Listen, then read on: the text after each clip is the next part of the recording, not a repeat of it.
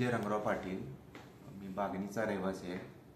माझी पुतणी राजनंदिनी संतोष पाटील ही सकाळी शाळेला जातेपूर्वी बाथरूममध्ये आंघोळ करताना ती चक्कर येऊन पडली.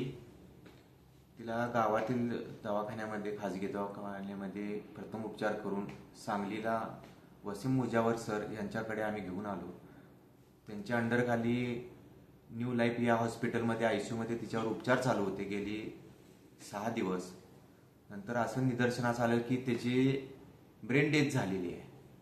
त्याच्यानंतर वसीम सर असतील किंवा राजेंद्र पाटील याड्रावकर सरांचे PA अजय पाटील असतील यांच्या मार्गदर्शनाखाली आम्ही असा निर्णय घेतला की आपल्या बाळाचे अवयव जर आपण इतरांना जर दान केले तर त्या माध्यमातून इतर जे हिच्या माध्यमातून 5-6 जे जीव आहेत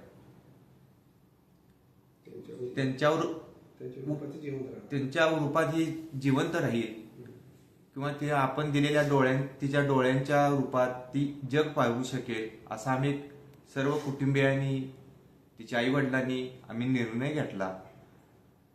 उशक्काल हॉस्पिटलमध्ये वसीम सरांच्या अंडरखाली आम्ही ही अवयवदान प्रक्रिया आम्ही पूर्ण केली.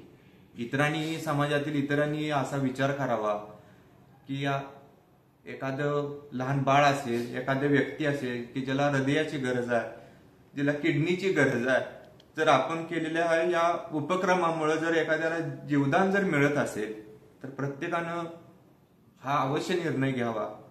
इतकंच. मी डॉक्टर वसीम मुजावर, न्यूरोलॉजिस्ट. तर माझ्याकडे साधारणपणे 1 आठवड्यापूर्वी राजनंदिनी पाटील अतिशय अत्यवस्थ अवस्थेत आली होती आणि तिला फिट्स आली होती आणि ती पूर्णपणे कोम्यात होती. तर लाईफ सेव्हिंग बरंच प्रयत्न केलं आणि बऱ्याचशा टेस्ट आणि ट्रीटमेंटनंतर असं आम्हाला कळालं की फिट्स आल्यानंतर मेंदूला रक्तपुरवठा अर्ध्या तासासाठी खंडित झाला होता, ज्याच्यामुळे मेंदूचं डॅमेज झालं होतं, ज्याला हायपॉक्सिक इस्केमिक एन्केफेलोपॅथी, थोडक्यात मेंदूला रक्त ऑक्सिजनची कमतरता जर भासली तर मेंदूचा भाग हा नष्ट होतो. तर तिचे शरीराचे अवयव चांगल्या अवस्थेत होते. 14 वर्षाची होती, कुठल्याही व्यसनाचा प्रश्न नाही, कुठल्याही आजाराचा प्रश्न नाही. खरं मेंदू डॅमेज असल्यामुळे ती ब्रेन डेड होती. तर त्यावेळी साधारणपणे आपल्या भागात असं झालं तर काही लोक घरी घेऊन जातात, काही लोक गव्हर्नमेंट हॉस्पिटलला शिफ्ट करतात. तर त्यावेळी मी उशक्काल हॉस्पिटलमध्ये कन्सल्टंट आहे. तर इथं आपल्या भागात काही निवडक ठिकाण आहेत की जिथं म्हणजे ऑर्गन ट्रान्सप्लांट अवयवदान करता येतं. त्यातलं उशक्काल हॉस्पिटल हे अद्ययावत सोयींनी उपयुक्त असं हॉस्पिटल आहे. तर मी आपल्या भागाच्या जे ट्रान्सप्लांट कमिटीज आहेत त्याचे जे अधिकारी आहेत, मालानी सर आहेत, उशक्कालचे डॉक्टर्स आहेत, या सर्वांची कॉन्टॅक्ट केला. तर आणि मेन म्हणजे जे पाटील कुटुंबीय आहेत, धनंजय पाटील, संतोष पाटील हे जे आहेत, यांनी सुद्धा खूप मोठं उदार मन दाखवलं. तशी उदारता, तशी एक सामाजिक बांधिलकी आणि अशा कठीण भावनिक काळात आणि अशा संकटात सुद्धा इतर लोकांची काळजी करणे ही खूप मोठं खूप स्ट्रॉंग मेसेज पाटील कुटुंबीय जे बागणीचे स्थायिक आहेत त्यांनी दिलेलं आहे. आणि खरंच त्यांचा आभार मानू तेवढं कमी आहे.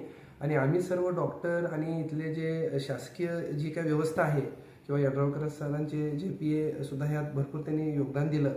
तर आम्ही तर सर्व आहोतच जे नेहमीच समाजकामात स्वतःला आम्ही वाहून घेतलेलं आहे.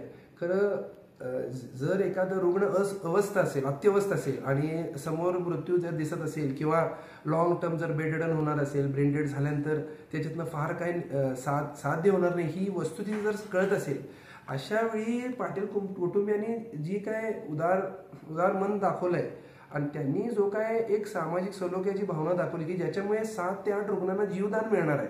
तर हा मेसेज आणि हे जे त्यांचं भावना आहे आणि ह्याने खूप मोठं थोर समाजकार्य केलेलं आहे हे सर्वांना कळणं गरजेचं आहे.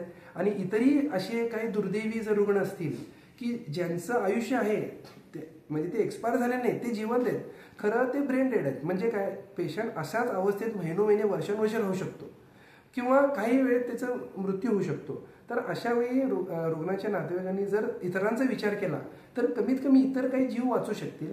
तर हा मला एक मेसेज, एक संदेश आज द्यायचा आहे आणि पाटील कुटुंबियांचा पण जाहीर आभार मानायचा आहे.